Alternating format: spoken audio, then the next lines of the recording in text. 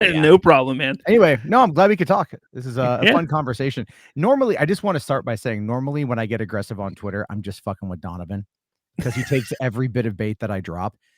It doesn't even matter. It doesn't. You've seen his Twitter feed, I'm sure. No, he's right here. He's right here. Oh no, I know he's here. Yeah, no, he won't ever come in. Like that's the whole point, right? That's the other side of that. That's really funny. Is like I'm like, hey, come on, we'll have a conversation. Oh no, I can't. I have to do this. Whatever. He always runs, but he has no problem stalking my Twitter feed all day long. So that's why I like to fuck with him. So we got Donovan here. We got Hopeful Life says, "Hey Matt, how are you?" I'm good. It's my day off of work. I'm doing great.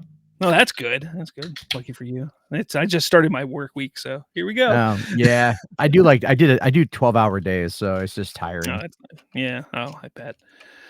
So yeah, we had a nice little back and forth today on X. Yeah. I just wanted I was just trying to talk about, the reason why I was being critical of your argument was because I felt like you were trying to make the argument that the executives, like you're trying to put John Berg and Jeff Johns in this position that they weren't in yet. I mean, eventually they got there, but that's what I was saying is the Snyder era kind of goes up to, you could even say the beginning of Justice League because I think Jeff Johns took over 3 days into filming, if I recall correctly. So it's kind of like, these were already developed. They were already filming in some cases. They were already, pre-done. And so getting the executives on at that point in time is kind of like, it's almost like associating with a different regime. That's why I said, well, Gunn, if you by your logic, Gunn would be responsible then for the films in 2023, which I know he's not because he wasn't there when those things were greenlit. You know what I mean? That's all I'm trying to say is like Aquaman, Shazam, those are definitely Jeff Johns babies. But Wonder Woman was already filmed well before Jeff Johns even jumped on, like in the executive chair. Well, no, not really, because Wonder Woman started filming November of 2015. And Jeff Johns joined up. Sorry, I have to take my pills, but Jeff Johns started in June of 2016. Is it that late? I don't think yeah, it was that late. Because what it was is you got to remember is that after the opening weekend of BVS and all that crap happened, there was talks like right away of putting Ben Affleck in an executive producer position. Like there was a report that came out that Affleck was going to overtake the producing of Justice League and the editing of Justice League. And I think they were trying to push Affleck into that position before specifically bringing in Jeff Johns and John Berg, because Affleck was not in a good place in 2016. Just not in a good place. Oh, I know. Yeah. And now that we know more of that information, that as time went on, it kind of makes sense why Matt Reeves took over, did his thing, and it's all tragic, unfortunately. But with any luck, and even though I've been critical of Superman, with any luck, this will be behind us. In a couple months, this will all be behind us. We'll get a good movie, and it will open the door, and we'll go from there. That would be nice. I gotta ask though, is that mutant monkey typewriter thing real? Because it was the best of times, it was the blurst of times. Like that's the only joke I could think of when I read that little bit, and I'm like, this can't be real. So I've only asked one person that I know who might know if it's real, and they said yes. But I'm holding out hope that maybe it's out of context if it is real, that there's maybe more to it. But I'm kind of, I didn't talk about it on my show today because I kind of don't want to believe what we've read is completely real. Well, it's this idea of like a pocket universe, and me personally, I'm very anti-multiverse in regards to theatrical releases. Yeah, I feel they confuse the audience in many ways because people are used to continuity in sequels, and so it's like, that's why Doomsday is going to be a real big important movie for Marvel, because Marvel's been dabbling in it, but if you notice, they keep going back to the 20th century crowd, because that's something that already has a pre-established fan base. And, but as DC is not going to do that. I mean, we might get Zolo to come back as Blue Beetle, which would be great. Yeah.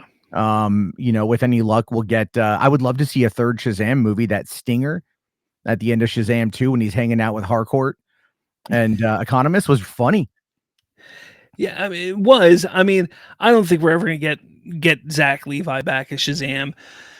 I don't think so. And honestly, I liked him in the first Shazam. The second, while I didn't hate the second Shazam. I don't think it was as strong as the first one. No, it wasn't.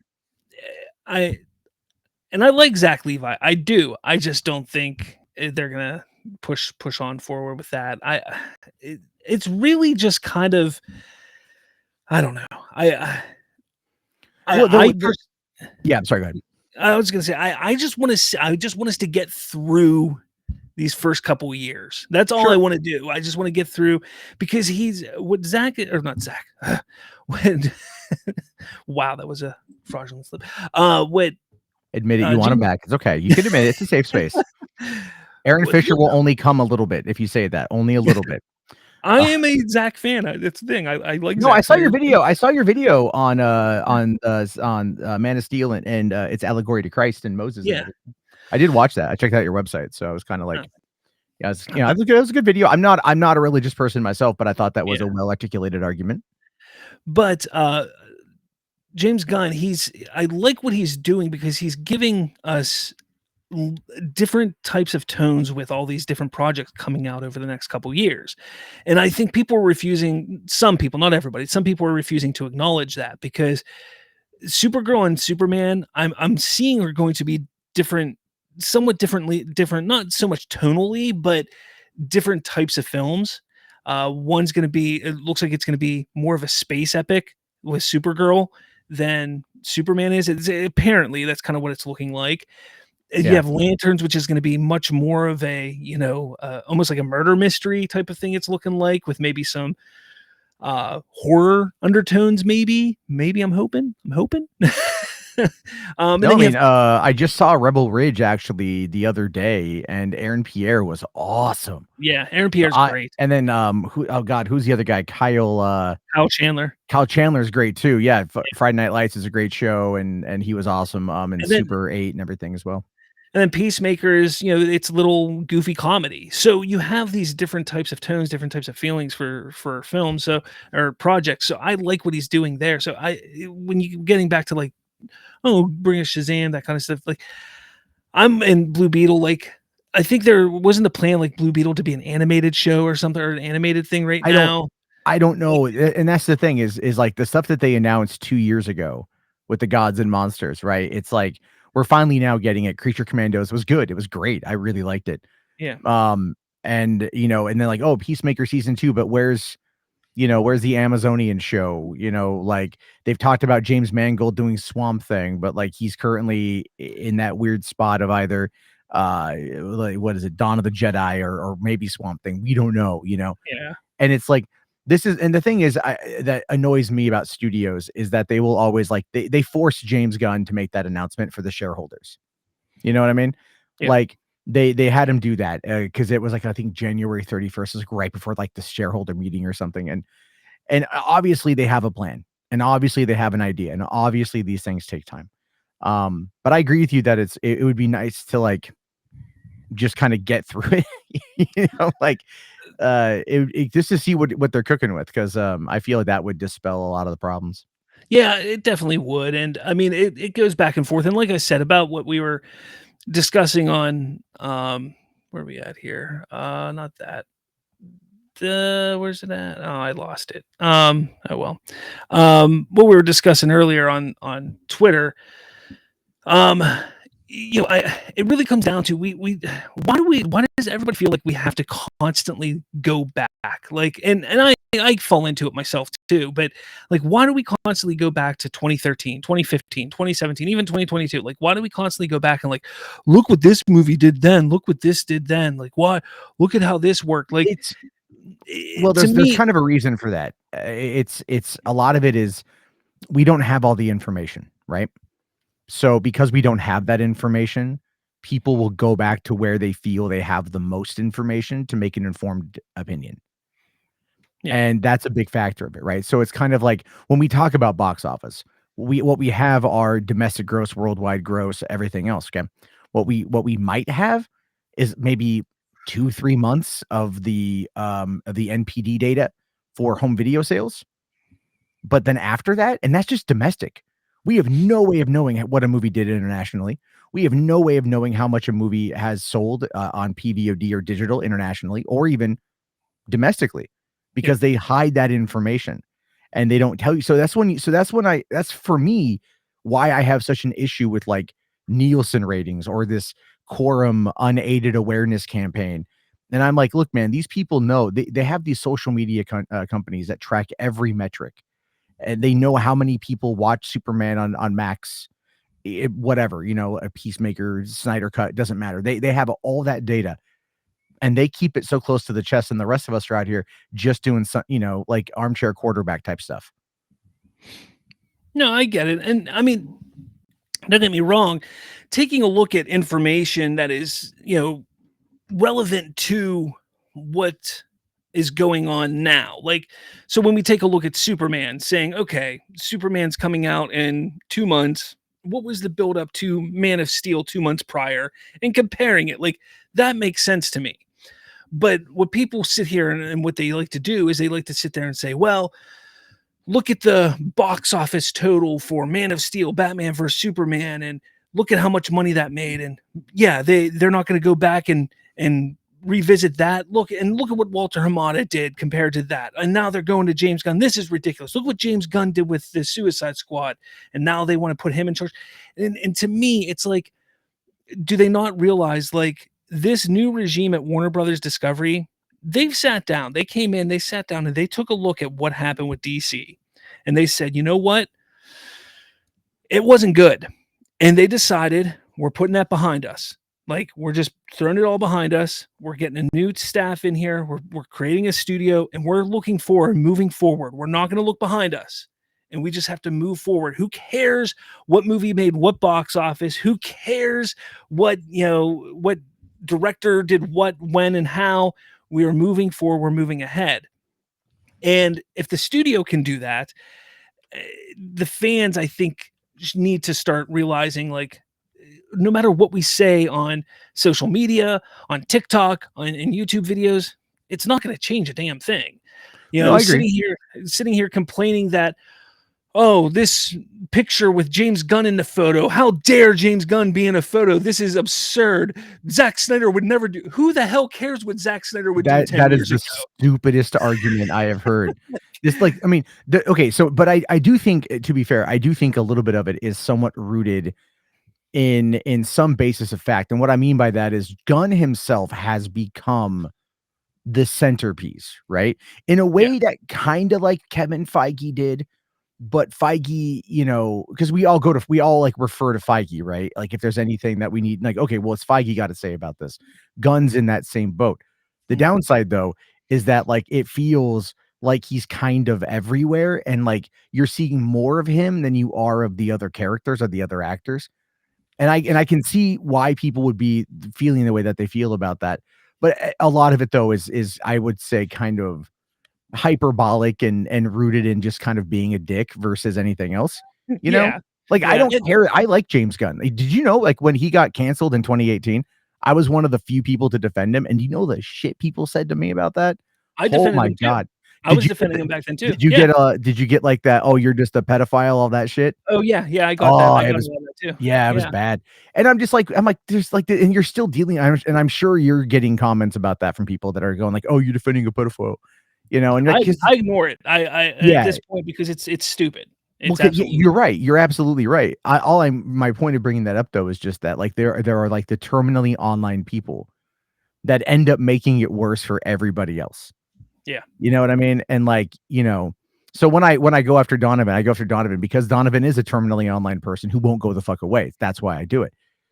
And I'll say it to his face even. I don't care. Like, every time, it doesn't matter. But again, it's the same kind of notion of, like, it doesn't matter what I say. It doesn't matter what, someone's going to come back and going to have something like the most stupid response ever. And then, it's like, Jesus Christ, you guys, like, come on. But it is best to not engage. Sometimes it gets a little difficult, to be fair. Yeah, it You does. know? Oh, trust me, I know. I mean, I've done my best. Superman Day was really, really hard for me. It really was, and you tried to get me a couple times on I Superman Day. You did. I stand by that article I published though, because I still because that's my complaint with most comic book characters is the idea that like, just a constant iteration or reiteration and that there's no true version. Even though there are ideals that do kind of carry over, but again, Yeah, people will argue all the time, like, and it's like that with Batman and Spider-Man and yeah. anything else, and it always gets on. I just never cared for it personally. I'm like, yeah, just have like, this is why manga's winning, you guys, because like they have one story, It just 1,000 goes on and issues, on and on and and on it's and the on and same on. character. Yeah, it's the same stuff, and like you can pick it up and go with it. Whereas comics are like, is this 6-issue arc? Who did this one? Oh, okay. Yeah. Is it connected to anything else that I need to pre-read to know about this? And Oh, trust me, I hate it with because I have kids, I have kids, and yeah. my a couple of my one son especially, he'll ask me sometimes like, "Hey, I want to read the Spider-Man comic. I want to read this. Like, which one should I read?" And I'm like, "Well, what do you want to read? Like, what portion do you want to read?" Like, it's like, "Oh, I want to read the one that's connected to this." I'm like, "Well, okay, but you got to read this, then skip this to read this." It's like whatever. So it's And if he ever brings you that one that's got the guy that's with Mary Jane, but I don't know what it's called, but everybody hated it. Do you know what the one I'm talking about? It's the one where like Peter and Mary Jane aren't married and she's with some other guy, David, I think his name is or something. I don't know what you're talking And about there. oh wow, yeah, no, I don't remember. It was so like everyone hated it. It was bad. But yeah, someone else. I'm sure someone will tell you the name. I forgot, but yeah, it was I don't know. like again, it's that idea that like, no, read this, but don't read this. You know, um, it's hard because if you want to get into it, the barrier for entry is difficult because of the sheer volume of content. Mhm. And that's really my arguments about like about comic books in general or like that. And that's just a lot of it is because I have OCD. So for me, I'm very like 1, 2, 3, 4, 5. So like Yeah. it breaks my brain when I'm trying to like figure out like which one goes to which. So that's a lot of where I'm coming from, just on a personal level. Guy's name is Paul. That's what somebody's Paul, saying. okay. Mary Jane is currently in a relationship with a character named Paul, who's from another dimension. Is that the one? Yeah, I think that's the one. Yeah, again, everyone I've talked to has been like, I hate it. It's terrible. Yeah, I didn't know about that. Yeah, Weird. it's a. I don't read a lot of Spider-Man comics. I read a lot of DC. So, How was the Absolute series? Because everyone keeps recommending that to me. I've only read the Batman. I want to read Okay. the Superman ones. I've only read the Batman ones are fantastic, but Yeah, I haven't read the Superman ones. I think somebody freaked out. I saw online freaking out about the Wonder Woman one, so I haven't started that one. somebody on the internet freaking out about a I comic. know. Can you Oh believe no, it? never. Oh Yeah. man. But I tried reading like the first. I picked up a copy of the first Absolute Superman and started kind of thumbing through it, and I don't know. It didn't get me in the first couple pages. I'll have to like maybe find it again and pick it up again and give it a read. I heard it gets better, but some people have said it's not as good as the Batman one. But yeah, I actually got a dip. I only had a few minutes. We're going to go watch Andor. This day off, watch Andor with my girlfriend and everything. yeah, that's fine. So Yeah, but no, thanks. I mean, I know we go back and forth yeah, a little bit, I but know. Yeah, I'm glad we could have a conversation about it and no problem. see more eye to eye. And again, be sure to just fuck with Donovan as much as you can. Just do it. It's fun. It's funny. You'll enjoy it. I do think Superman as a character can be a little boring. Yes, Donovan. So recommend me a comic that doesn't make him boring. How about that? Oh, Injustice was good. I did. I still know real quick. I sat down and I watched Injustice Mhm. and All-Star Superman back to back one night. And That's wildly different. it is very different. Yeah, I was gonna go with Superman versus the Elite as well. I was gonna follow it up with that because that's everyone tells me that's really good. Yeah. And I watched Injustice. I thought the story was really cool and I enjoyed it. And then I get the All-Star Superman. And it gets to the end and I'm just like, like I'm like he becomes part of the sun. Okay, like okay, like okay, cool. That didn't do it for me. And so then if Gunn is aiming, again, it's just going to be I think in tone is what he's going for more than actually Yeah. adapting it. So that's fine. I thought the tone was fine, and I enjoyed the thing too. What are my thoughts on the Absolute Universe, Superman, and the Zack Snyder Bros. Superman Who Kills? I mean, the reason why Superman killed in Man of Steel was because they wanted him to understand the fragility of human life and to be put in that position where like that was the ultimate choice he had to make. And it wasn't one that he wanted to do, but it was like either he stopped Zod that way or Zod kills those people. And that those were the choices, right? It is very much the train trolley, question, right? Like it's which one do you save? Which one do you not save? Like, and then of course living with the consequences of that, which is why it went right into BVS. And I feel like I love those 3 films a lot. And I just feel like they fumbled the bag with them or fumbled the ball pretty bad. So yeah.